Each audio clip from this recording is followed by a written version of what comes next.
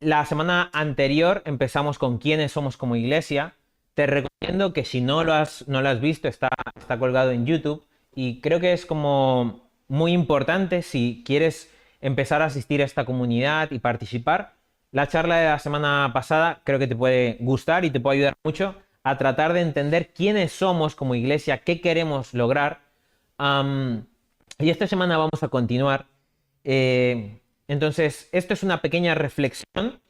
Y la semana pasada, porque fue una reunión mucho más larga, que le dedicamos bastante tiempo a lo de Valencia, al final no hubo tanto ese tiempo de preguntas y respuestas, pero esta semana sí queremos hacerlo.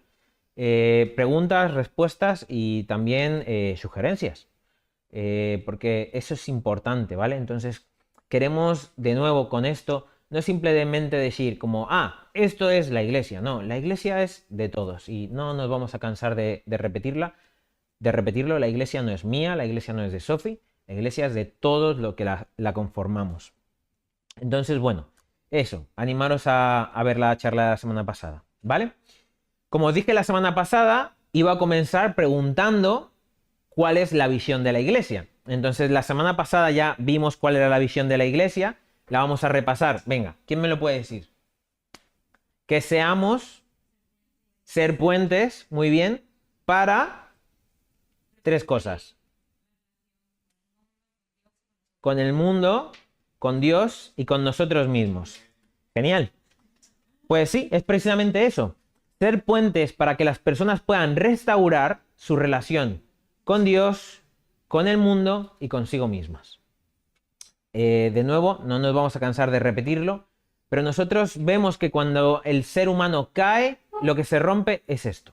Su relación con Dios, con el mundo y consigo mismas. Entonces, nuestra labor como iglesia, y lo hablábamos todo esto la semana pasada, es enfocarnos en el discipulado, porque creemos que el discipulado es el puente que Dios utiliza para que nosotros restauremos esto. Bien, pero nosotros dijimos que el discipulado queríamos enfocarlos de tres maneras diferentes. ¿Quién recuerda cuáles son esas tres maneras? Todo esto es repaso. ¿Quién recuerda las tres vías que dijimos? Doctrina. Muy bien, que era la enseñanza, no nos referíamos tanto al sentido teológico, sino la enseñanza de la vida. ¿Qué más? Liturgia, cómo vivimos. Muy bien. ¿Cuál era la última? Contemplación. Una espiritualidad sana. No, un aplauso.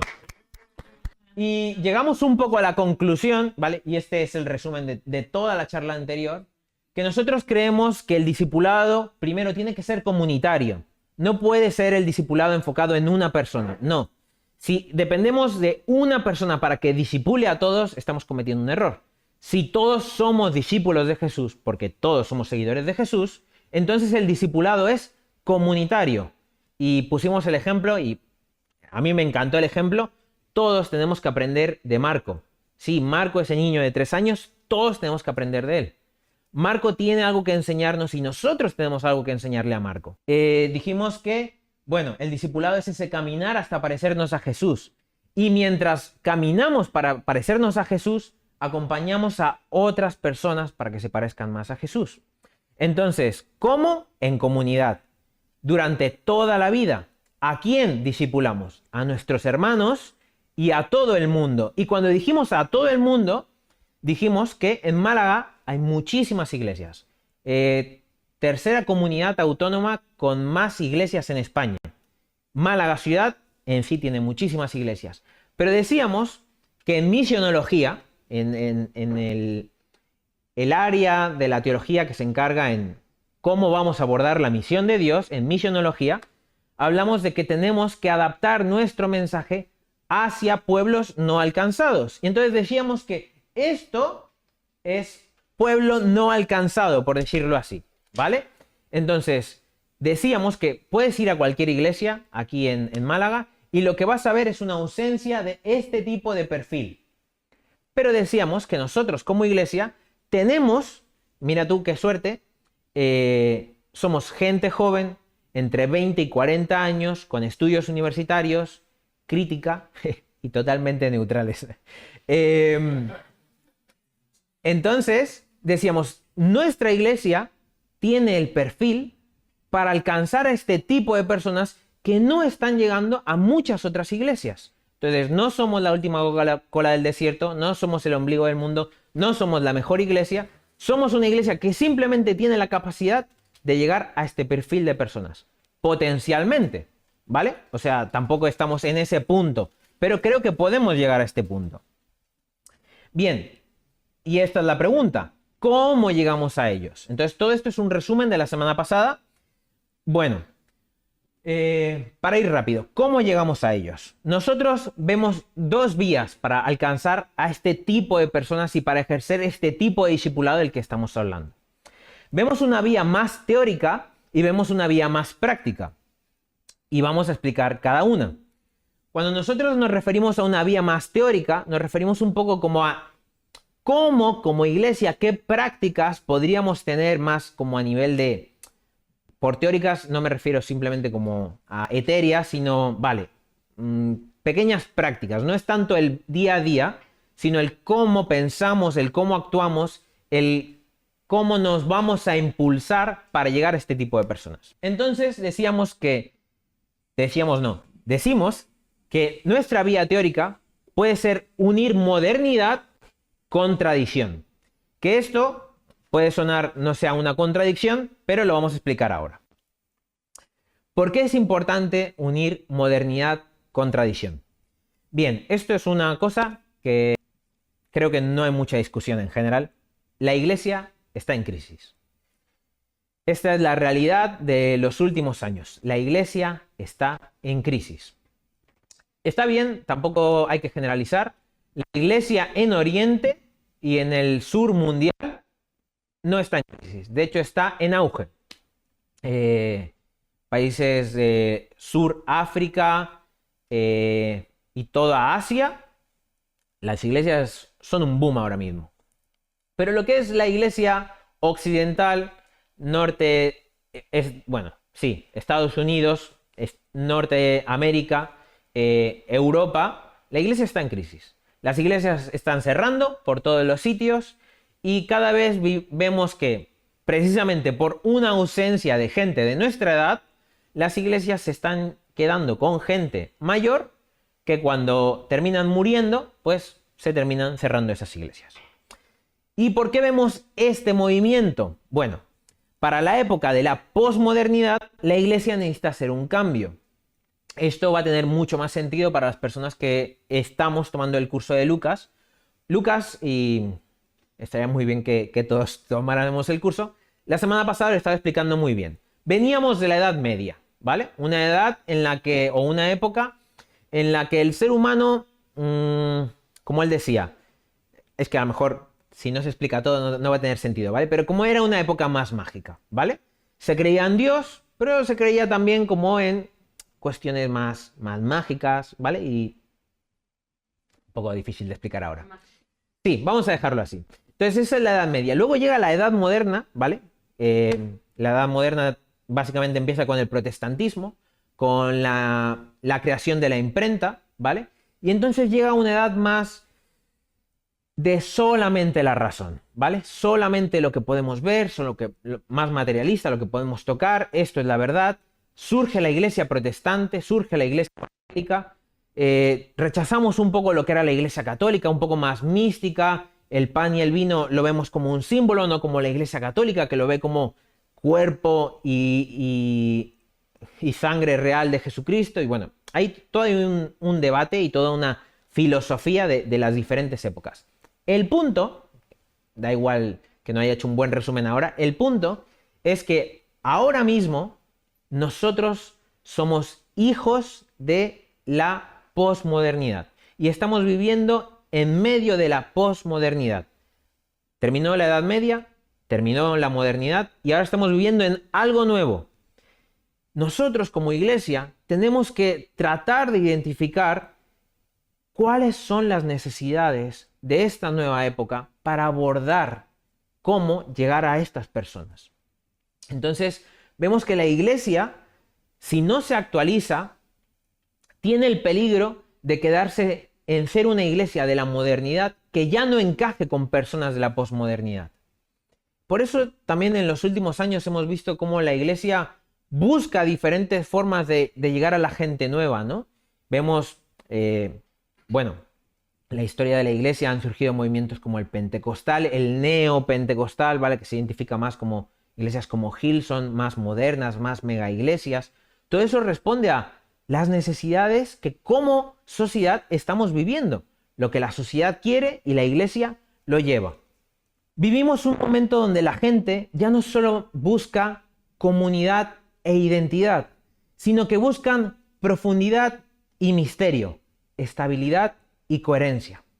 Lamentablemente, en las últimas décadas, la Iglesia evangélica ha simplificado al máximo su teología y sus formas, llevándonos a ser solo un reflejo de lo que podríamos ser. El gran problema que vivió la Iglesia en finales de la modernidad es que simplificamos todo. La Santa Cena solo es un símbolo. Y esto solo es una comunidad. Y empezamos a decir que todo era mucho más simple. Y algo que ha cometido un error la Iglesia evangélica es que incluso hemos borrado los misterios. Algo que se habla mucho en la Biblia, algo que se habla mucho en la teología es misterios. Hay cosas que no podemos entender. Pero la Iglesia evangélica siempre tenía respuestas para todo. Y la gente que se ha criado en la Iglesia evangélica, como es mi caso, no sé si os podéis identificar, pero yo de niño al menos tenía muchas preguntas. ¿Por qué creemos esto? ¿Por qué hacemos esto? Y la respuesta es, esto es así y punto. No hay vuelta de tuerca, no puedes pensar en otra cosa. Simplemente es así. Entonces teníamos respuestas para todo, pero nunca profundizábamos en las respuestas. Simplemente era, lo tienes que creer porque es la verdad, ¿vale? No lo dudes, esto es la verdad, pero no vamos a profundizar en por qué es verdad. Entonces venimos y hemos heredado un poco esto. La gente ya no está conforme con que le digas, Dios es amor y lo tienes que creer, punto, no hay otra opción. Simplemente lo tienes que creer. No, eso ya no es válido. ¿Por qué? Porque hemos visto que, bueno, puede ser que Dios sea amor, pero, y así a Sofi una buena pregunta, ¿cómo encajamos esto con lo que ha pasado en Valencia? ¿Cómo encajamos esto con la guerra, con el COVID, ¿no? Con diferentes situaciones? Y luego también vemos cómo, bueno, pensábamos que la Iglesia católica era mala y resulta que la Iglesia evangélica, protestante, pues es más de lo mismo. Y de repente ves a ese pastor, megapastor, que, bueno, le puso los cuernos a su mujer, que se encontró que robaban dinero, tal y cual. Y con esto no pretendo acusar a nadie, entiéndeme. Simplemente quiero decirte que somos un pueblo lleno de gente rota. Y como gente rota terminamos pecando. ¿Cuál es el problema? Que vendemos algo que no es. Y hemos terminado por, en vez de mostrar una iglesia rota, que es lo que somos, porque somos gente rota, hemos intentado aparentar que somos la iglesia perfecta, ¿vale? Y el otro día, no sé con quién lo hablábamos, pero era como, cuando queremos traer a alguien a la iglesia, le vendemos que la iglesia es lo mejor. Y una vez que esa persona llega a la iglesia, entonces ya lo llenamos de palos. Es como, qué triste, ¿no? Pero es un poco así. Parece que a toda costa te tengo que vender que este es el mejor coche y cuando compras el coche, bueno, no tiene ni motor. Entonces, eso es un poco lo que hemos terminado haciendo como iglesia. Pero, vale, está toda esta situación. ¿Y ahora qué? Bueno, déjame hablarte de algo que en teología se está hablando últimamente, en las últimas décadas, que se llama movimiento de convergencia. Y te voy a explicar muy rápidamente qué es, pero te he puesto aquí 5 libros que si quieres leer te van a ayudar muchísimo. Estos 2 están en español, el resto está en inglés. Y si te puedo recomendar un libro, es este verde de aquí. Este es el libro que te recomiendo muchísimo. Es increíble. Y este libro es el que queremos leer como iglesia. Seguramente a partir de enero vamos a hacer grupos pequeños y leeremos este libro. El primero se llama Liturgical Mission, misión litúrgica, Evangelical, Sacramental and Pentecostal, Liturgy of the Ordinary, Arquitectos de la oración y Elimina la prisa de tu vida. Esos son los libros. Bien, ¿por qué te muestro estos libros? Todos estos libros se han escrito en los últimos, me atrevería a decir 5 años. O sea, todos son bastante recientes. Y todos estos libros abordan un poco que como iglesia estamos viviendo la época de la posmodernidad. Y todos estos libros hablan un poco de, bueno, ahora la gente ya no solamente quiere ir a la iglesia y creer lo que la iglesia dice porque sí. Ahora la gente quiere profundizar y quiere espiritualidad, pero no solo quieren espiritualidad, quieren misterio, quieren algo que sea tan superior a ellos que simplemente no se pueda entender. Porque ya vivimos en una época en la que todas las respuestas suena raro. Si tú tienes todas las respuestas a algo, es como incómodo. Tiene que haber un margen a algo que no entendemos. Entonces, todos estos libros hablan de esa posición que estamos como sociedad ahora. Y todos estos libros, diferentes autores de diferentes lugares, empiezan a decir que uno de los métodos que ellos creen que puede ser más eficaz para llegar a la sociedad de hoy en día es que como iglesia regresemos a lo básico. Regresemos a lo que siempre hemos sido como iglesia histórica. Entonces, todos estos libros hablan de recuperar la doctrina, la liturgia, la contemplación. Entonces, igual, de nuevo, aunque no lo estés tomando, te recomiendo que en algún momento puedas tomar el curso de Lucas. Cuando damos un repaso a nuestra historia como iglesia, cuando damos un repaso a la teología, te das cuenta que hay muchas cosas que a lo largo de 2000 años hemos producido y son de gran calidad. Pero por nuestro contexto histórico evangélico, hemos ido quitando cosas simplemente porque sonaba católico, porque sonaba antiguo, pero eran cosas de mucha sabiduría. Entonces, ¿por qué no recuperar esas formas antiguas de sabiduría pedagógicas que durante 2000 años la iglesia ha utilizado, que han pensado los mejores doctores, los mejores pensadores que ha tenido la iglesia a lo largo de 2000 años, y lo volvemos a utilizar? La iglesia tiene que cambiar sus formas, pero no perder fondo. Si nosotros cambiamos las formas, pero junto con las formas cambiamos el fondo, estamos perdiendo toda la riqueza que hemos generado por 2000 años. Y esto, quiero que te quedes con esto porque de verdad es muy importante.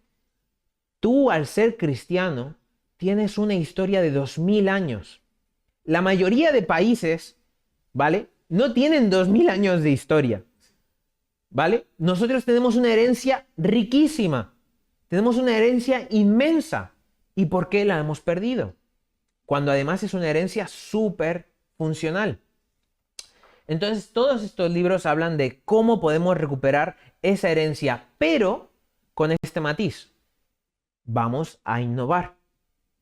Vale, recuperamos toda nuestra herencia antigua, pero ¿por qué tenemos que...? Con esto no quieren decir que volvamos a ser la iglesia católica o la iglesia ortodoxa y que ahora todos vayamos como a misa, y no, con esto no estoy hablando mal de la iglesia católica, sino no estamos hablando de recuperarlo todo, sino de recuperar esas cosas que han sido útiles, que han enseñado a la iglesia, pero con nuevas formas. Entonces podemos recuperar, no sé, hace poco estaba, bueno, aún no he terminado de leer el último libro, yo estaba diciendo, bueno, la importancia de repetir el credo. Un ejemplo tonto, ¿no? Entonces hablaba del credo como una forma de recuperar quiénes somos, de adorar a Dios. Me parece interesante. Bueno, porque repitamos el credo no significa que yo tenga que ir ahora con sotana, o que tenga que ir con túnica, o que tengamos que hacer, no sé, 20.000 cosas más litúrgicas.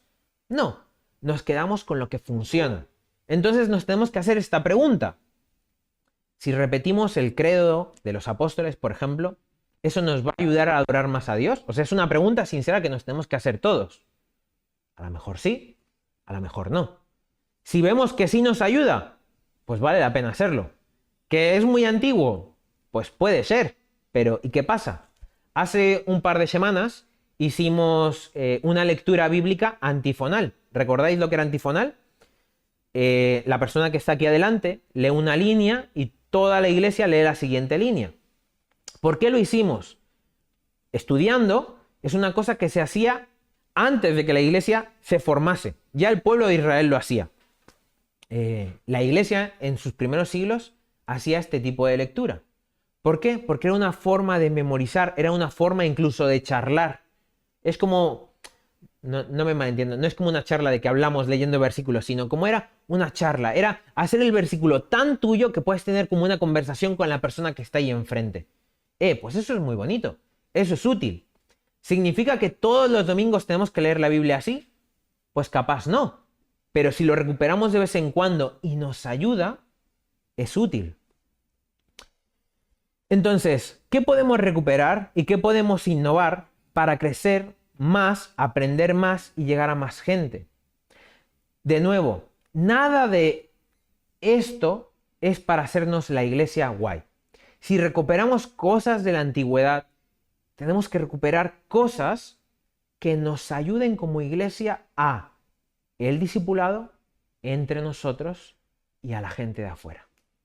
Entonces, como iglesia, queremos tener ese compromiso, entonces esto es un poco quiénes somos, de recuperar cosas que son nuestras, de nuestra historia, no por hacernos los guays, sino porque queremos aprender, queremos conectar y queremos que la gente de ahí fuera pueda conectar con una espiritualidad profunda, con respuestas.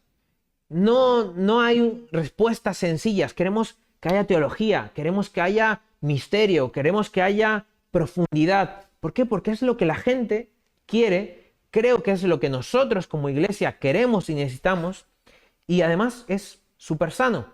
Pero con todo esto, hacer una invitación. Queremos innovar. Ahora, yo no voy a innovar, entiéndeme, yo voy a hacer hasta donde pueda, pero la iglesia es de todos. A lo mejor Gunther tiene una idea, ¿vale? Una idea que nunca se ha hecho, o a lo mejor se ha hecho y no lo sabemos, y puede sonar alocada. ¿Cuál es el problema?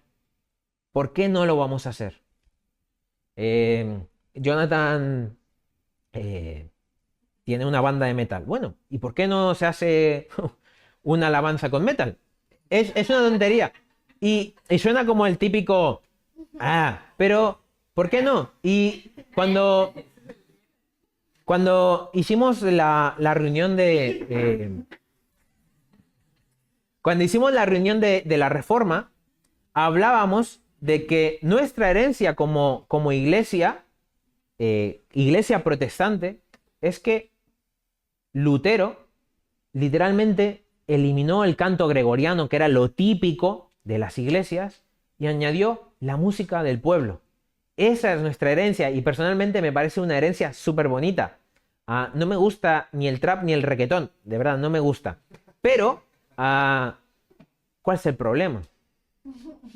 ¿Sabes lo que te quiero decir? No tiene que ser mis gustos, no tienen que ser tus gustos, tiene que ser crear, innovar, ser artísticos, ser creativos. Y eso es también parte de lo que nosotros como Atelier queremos. O sea, Atelier es un taller creativo. Pues seamos creativos. ¿Qué se te da bien? Pues hazlo. ¿Qué te gustaría ver aquí? Pues tráelo. Hace poco alguien hablaba de dar charlas.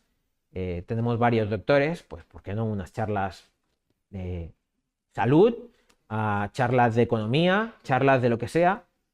¿Cuál es el problema? Somos una iglesia, podemos hacer lo que queramos. Y no es mi iglesia, es tu iglesia. Por último, el sentido más práctico.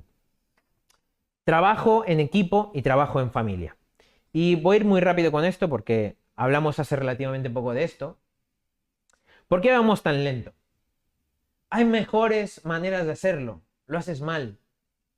¿Alguien sabe por qué paramos? Bueno, tengo una pregunta para vosotros. Si mañana los pastores no están, ¿la iglesia podría continuar? Es una buena pregunta. Y quiero que la pienses honestamente. Si mañana Sophie y yo no estamos, ¿la iglesia continúa? debería continuar, 100%. Yo creo fervientemente que la iglesia debería continuar porque creo que esta comunidad, si bien no es perfecta, puede servir, está sirviendo y está ayudando a mucha gente. Entonces, mañana Sofi y yo vamos en coche, tenemos un accidente, nos regresamos. No es necesario. Bueno. Vale. Vamos a hacer. Sí, eso, bien. Declaramos. Mañana Sofía y yo nos vamos al Caribe y nos quedamos, ¿vale? ¿Cómo se notan las personalidades aquí? Bien, ¿qué pasa con la iglesia? Te voy a decir una cosa. Literalmente lo que estamos intentando al legalizar la iglesia, gracias al trabajo de Gunther y Mariana otra vez, es que precisamente la iglesia no desaparezca. Pero aún así, bueno, podríamos decir, bueno, pues entonces ahora cae en el que va a ser el consejo de la iglesia. Bueno, pero si tampoco vuelven, ¿qué pasa? También se van al Caribe, los invitamos al Caribe y no regresan. La pregunta que queremos hacer, o más bien lo que queremos haceros pensar, es: nadie es indispensable en la iglesia. Nadie debería ser indispensable en la iglesia. Y nosotros, personalmente, Sofía y yo lo hablamos mucho, nos gustaría tener cada vez menos presencia aquí, porque nuestro trabajo es ayudar a dirigir la comunidad, a guiar la comunidad, pero nuestro trabajo no es hacerlo todo en la comunidad. ¿Se entiende? Y voy a decir algo, pero sé como que parece gracioso y tal, pero bueno, yo me he criado toda la vida con pastores. Por el trabajo de mi padre siempre me he criado con pastores, he crecido con muchísimos pastores, tanto en España como en México, y no es nada raro ver a pastores que se queman. Y déjame contarte algo rápidamente, pero mi padre, cuando terminó su último trabajo como pastor, del nivel de ansiedad y presión que tenía por el trabajo en la iglesia, bueno, estaba deprimido, estaba ansioso, empezó a tener problemas de corazón, casi le da un infarto. Y ojo, la culpa no es de la iglesia en sí. O sea, mi padre no gestionó bien algunas cuestiones de su salud, ¿vale? Eso es evidente. Pero digamos que tampoco la iglesia se encargó de cuidar a la persona que los estaba guiando. Entonces, tanto el pastor falló como la iglesia falló. Y esto es un claro ejemplo de eso. Tanto la iglesia falla porque no están ayudando, como el pastor falla porque lo está haciendo solo. Si como pastor te toca a ti hacerlo solo y lo haces todo tú solo, y con esto me estoy predicando a mí, el problema es mío. ¿Sabes lo que te quiero decir? Yo tengo que cuidarme. Sofía y yo tenemos que cuidarnos. Pero todos tenemos que hacer nuestro trabajo.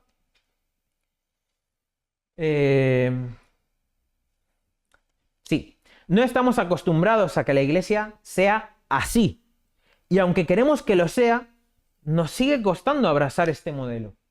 Porque, de verdad, a veces, a lo mejor no hay tantos ejemplos de una iglesia que sea así. No se trata de títulos, se trata de trabajar en equipo. Pero incluso para trabajar en equipo necesitamos un orden. Como iglesia hemos intentado, y creo que también hemos sido claros al respecto, estamos inventando, o sea, estamos buscando maneras de ser un equipo, de ser una familia, y sobre todo de serlo a nivel horizontal. Necesitamos una estructura porque para trabajar hace falta una estructura, pero necesitamos que sea en equipo. Y con esto, voy a decirlo, hace 2 meses que empezamos como iglesia, vimos la necesidad de comenzar con las redes sociales. Como no había nadie que se encargara, pues dije, me encargo yo. ¿Qué pasa? En las últimas semanas, cuestiones personales, me he visto muy sobrepasado. Entonces, no sé si seguís las redes sociales, pero en las últimas semanas estoy así como... Entonces, ¿qué pasa? Que Sofi lo decía antes, valoramos mucho el descanso y bueno, de esto vamos a hablar ahora. Como iglesia queremos abrazar un modelo más horizontal, Pero eso requiere más trabajo entre todos. Sin embargo, también como iglesia queremos valorar el descanso, un ritmo diferente, no el ritmo del mundo, sino el ritmo de Jesús. Entonces fue como, bueno, esto es lo que enseñamos Sofía y yo, y fue como, Aarón, mal, lo enseñas, aplícatelo a ti. Y entonces le dije a Sofía, creo que vamos a cerrar las redes sociales por una temporada porque yo no puedo seguir haciéndolo. Ya tengo un trabajo que me está dedicando mucho, mi familia, y tengo que cuidar de mi salud. Entonces, te lo dije. Sí, sí me lo dijo. Y entonces fue como, vale, pues vamos a cerrarlo. Entonces, bueno, mandé un par de mensajitos y personas que quieren... Que gracias a estas personas. Y lo que quiero destacar es, bueno, gracias a estas personas que quieren ayudar, para mí es como, bueno, alguien se ha bajado del carro, me va a ayudar a tirar, y no solo eso, sino que yo estoy aprendiendo a que yo no puedo tirar del carro solo. Si yo tiro del carro solo, si yo me encargo de todo, me voy a quemar. Entonces, Sofía y yo estamos como en esta tensión de que queremos que la iglesia funcione, pero al mismo tiempo, y déjame serte muy claro, si nos tenemos que encargar de todo, Sofía y yo, no vamos a durar. Y personalmente, y lo creemos, el activo más importante o no es el trabajo que tú puedes desarrollar, es tu persona. Y creemos que para Dios lo importante no es el trabajo que tú puedes hacer, para Dios lo importante es tu persona. Entonces, os animamos y os invitamos a todos a servir en la iglesia.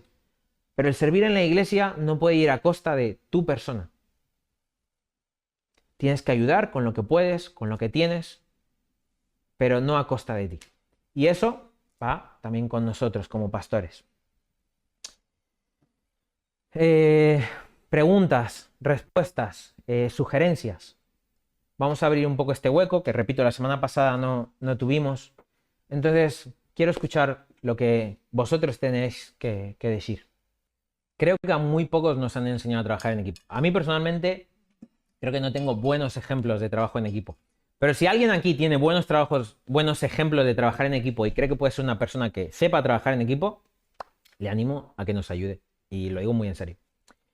Creo que lo que podemos hacer es no perder de foco la meta. Si la meta es trabajar en equipo, pero esa es nuestra meta, creo que podemos ir caminando, equivocarnos una y otra vez, caernos una y otra vez, pero si no perdemos de vista la meta, que es trabajar en equipo, nos llevará meses, capaz años, aprender a trabajar en equipo, pero si nos tenemos paciencia, lo vamos a lograr. No sé si con esto respondo a tu pregunta. Creo que no hay una manera fácil. Y si alguien cree que hay una manera más fácil, invitado es, 100%. Sofía y yo intentamos hacer esto. Evidentemente en ese proceso nos equivocamos y nos seguiremos equivocando. Somos humanos, ¿vale? Pero también gracias a todas las personas que simplemente han dicho, pues yo quiero hacer esto, y lo han hecho. Hay gente que en la iglesia lo está haciendo. Hay cosas más visibles, a lo mejor como el grupo de alabanza. Hay cosas menos visibles, pero permíteme poner el ejemplo, Gunther. Bueno, Gunther es abogado y dijo, pues yo puedo ayudar en esto. Y lo hizo. Y tampoco es como que esperara mucho.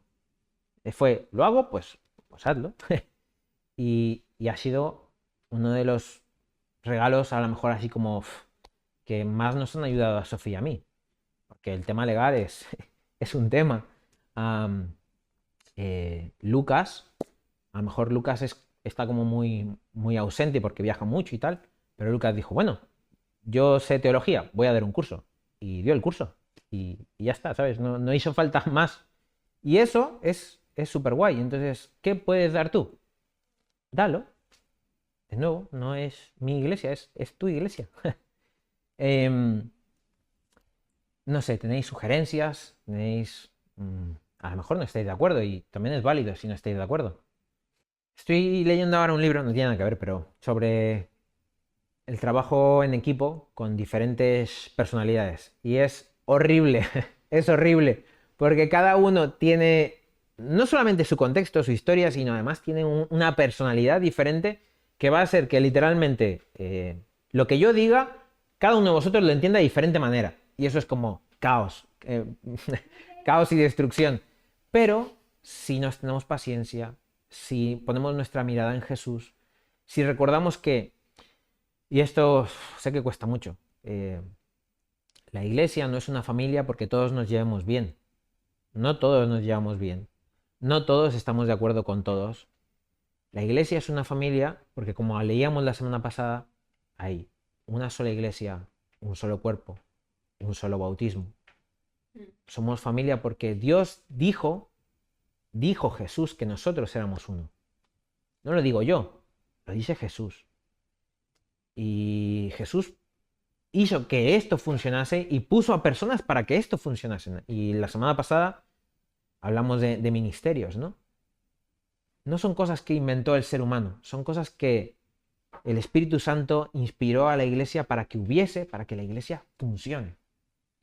Y voy a volverlo a decir, aunque lo hablamos la semana pasada, tú tienes algún don, tú tienes algún talento y sobre todo tienes algún ministerio que Dios ha puesto para ayudar a crecer la iglesia.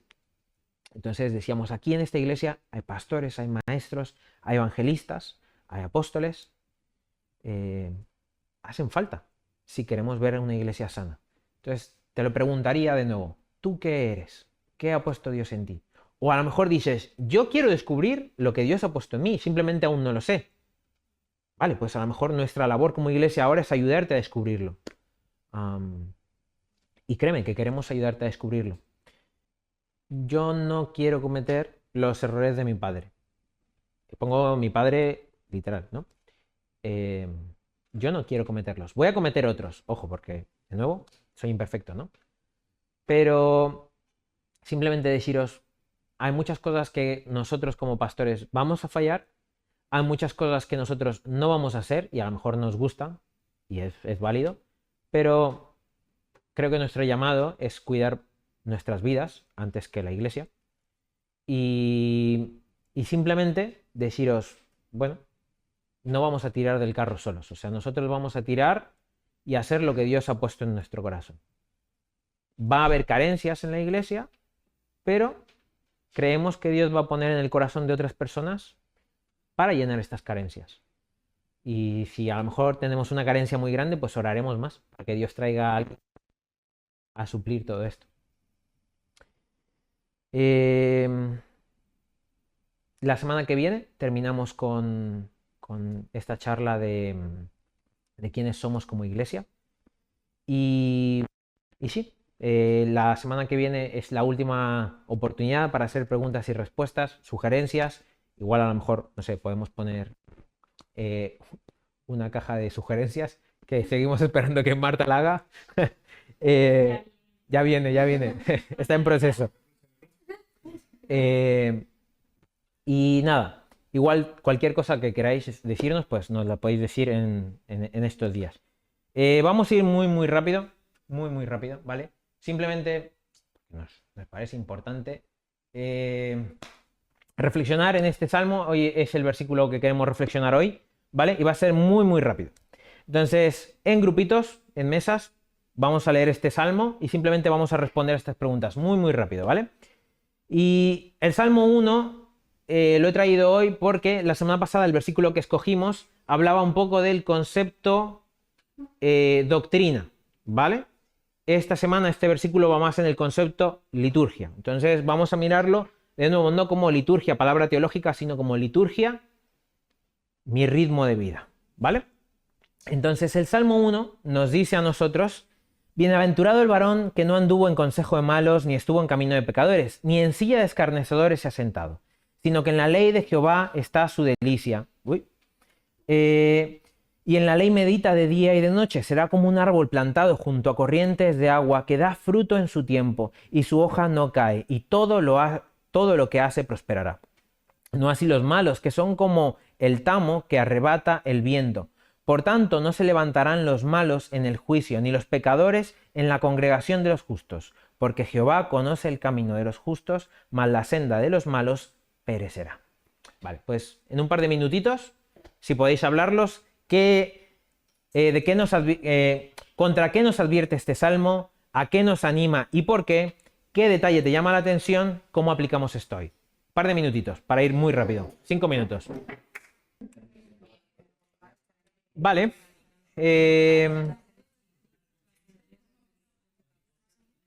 No. Como es por cuestión de tiempo, vamos a ir cerrando. Quiero escucharos, simplemente deciros, ¿vale? Como dato, os animo a que os llevéis este Salmo 1 para meditar a lo largo de la semana. Y sobre todo, que no sé si os vais a dar cuenta o no. Para esto, por ejemplo, esta es la Reina Valera 60. Lo copié tal cual porque me gusta la estructura que tiene. A veces las versiones más modernas, las que más que traducir, interpretan, que las dos son igualmente válidas, ¿vale? Pero se pierde un poco el sentido del versículo. Bienaventurado el hombre que... Y hay 3 puntos. No sé si os dais cuenta. Eso está así en la Biblia Reina Valera, al menos en la que yo tengo. Bienaventurado el varón que... Y te da 3 puntos. Y hay que estar atento. Está haciendo una repetición. No anduvo, ni estuvo, ni en silla. Esto es un salmo, esto es poesía. Entonces hay un montón de estos pequeños detalles, hay un montón. Aquí abajo hay otro punto. Será como el árbol plantado que da fruto, su hoja no cae y que todo lo que hace prospera. Está siendo como una... Será como un árbol. Y este árbol, 1, 2 y 3, básicamente. ¿Vale? Entonces, detallitos que a lo mejor os pueden ayudar a sacar jugo a este salmo, que de nuevo os pedí que lo leyerais un poco en clave de liturgia. Han buscado que es escarnecedor, que es así como alguien burlón, alguien que no respeta. La pregunta es, ¿alguien sabe qué significa bienaventurado? Sí. Sí, va por ahí. Que todas las cosas te van bien. Felices, ok. Es un conjunto de todo eso. Cuando el salmista dice bienaventurado es como alguien que tú ves y dices, qué buena vida tiene. Como, ese pavo tiene buena vida. Ese sabe. Pues eso es un poco lo que significa bienaventurados. Muy bien, ¿qué más? Un poco con lo que decíais vosotros. Me gustó este detalle. Bueno, las palabras son importantes. Y esto ya lo he explicado en alguna otra predicación. Pero cuando dice meditar, la palabra meditar es un poco como rumiar, pero también va relacionada como al sonido que hace un animal al comer. Eso significa meditar. Porque para el pueblo judío, que meditaban mucho, es un poco como esta idea de repite un versículo en bajito todo el tiempo. Y en este caso, pues ellos repetían la Shema. Amarás al Señor tu... ¿No? Bueno, es... el Señor uno es... Bueno, sí, como su credo. Entonces están repitiendo el Shema, que sí, Señor uno es, amarás al Señor tu Dios con todo tu corazón, con todas tus fuerzas, con toda tu mente. Entonces lo repetían de mañana y de noche.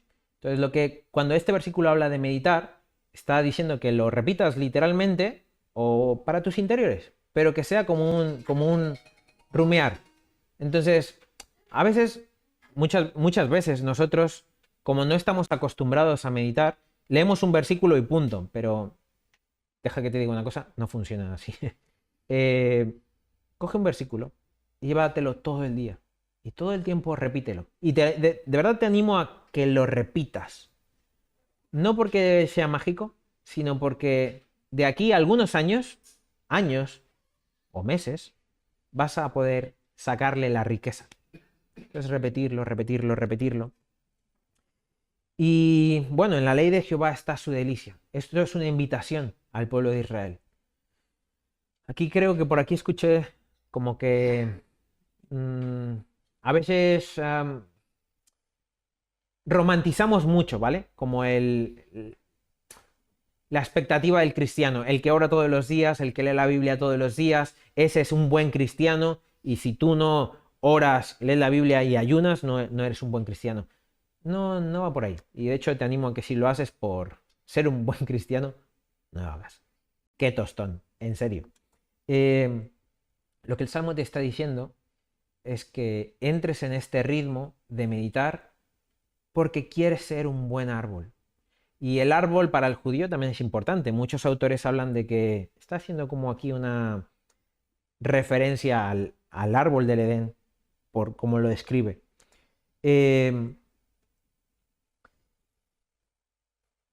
Trabajo para esta semana. Medita en el Salmo 1. Hay un vídeo, por cierto, de Proyecto Biblia, que nos patrocinan. Ojalá. Sobre el Salmo 1, te animo a que lo veas. Es súper enriquecedor. Pero te animo a que medites en esto.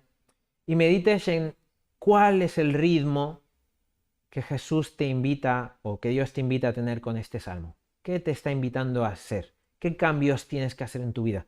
¿Cómo este versículo va a transformarte? Es una muy buena pregunta. Creo que es una pregunta que todos nos tenemos que hacer. ¿Alguien tiene alguna aportación final? Es el momento. Súper. Bueno, pues por último, si alguien me puede ayudar a repartir el pan y el vino, yo le agradecería un montón. Y bueno, mientras comían, Jesús tomó el pan y lo bendijo diciendo: tomad, este es mi cuerpo. Después tomó la copa y habiendo dado gracias, se la dio también y bebieron de ella todos. Y les dijo: esta es mi sangre, es el nuevo pacto que por muchos es derramada. Os aseguro que no beberé más del fruto de la vid hasta el día aquel en que lo beba de nuevo en el reino de Dios. Y lo hemos hecho varias veces aquí, pero quiero animarte a esto. En muchas tradiciones históricas protestantes de la Iglesia, el momento del pan y el vino es un momento de restauración. Y hace poco hablábamos que a veces hay un debate, ¿no? Como de que si no estás bien, no tomas el pan y el vino. Algunas iglesias lo enseñan así. Yo no lo enseño así, yo te animaría a que si no estás bien, lo tomes, pero no para tomarlo indignamente, entiéndeme, sino para decir, lo tomo porque voy a estar bien. O sea, necesito restaurar, antes de tomarlo voy a restaurar. Y a lo mejor, y esto me encanta de las tradiciones antiguas, antes de tomar el pan y el vino, si tienes que ir a pedirle perdón a alguien, ve y pídele perdón. Si no estás bien con Dios, toma un momento para ponerte a cuentas con Dios. Este es un momento sagrado.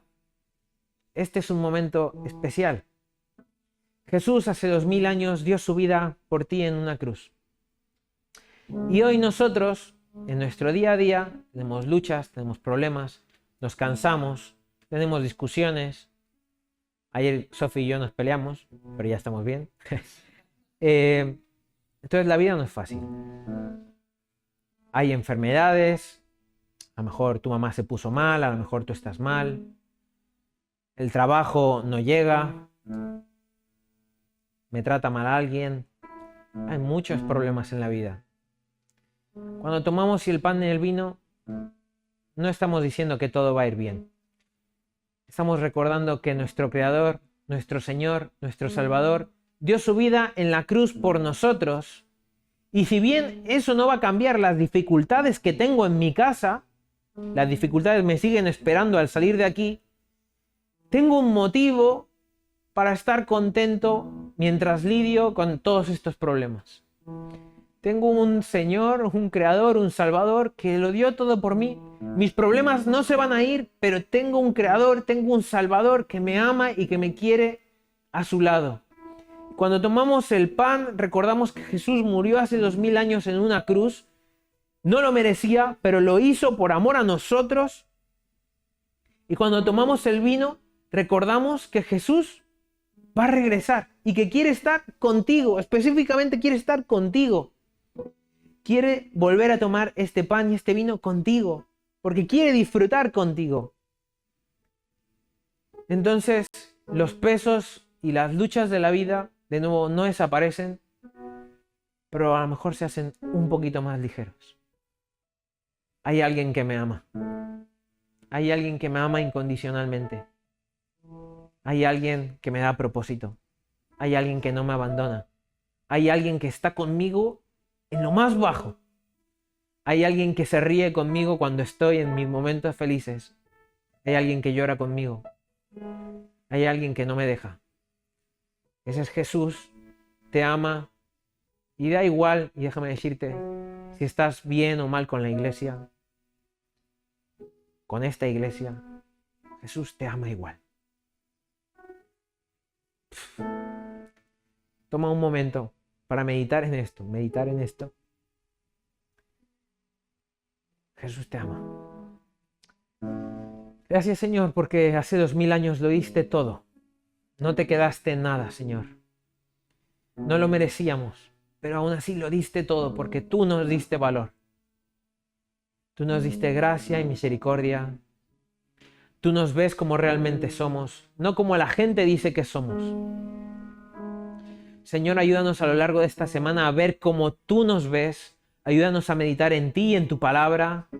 Ayúdanos a ver ese Dios de amor que quiere tener una relación con nosotros. Ayúdanos, como decía Gunther, Señor, a llenarnos de ti para que esta iglesia tenga un propósito. No ser un club, no ser gente guay, ser gente que está tan enamorada de ti, tan llena de ti, que podamos dar a otros de lo que tú nos das.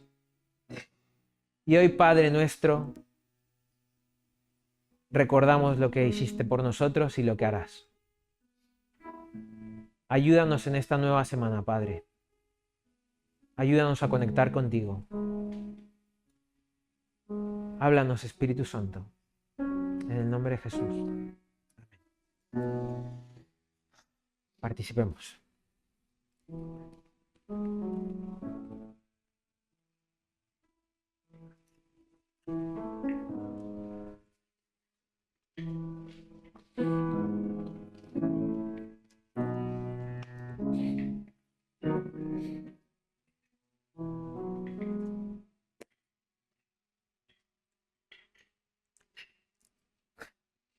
Os amamos.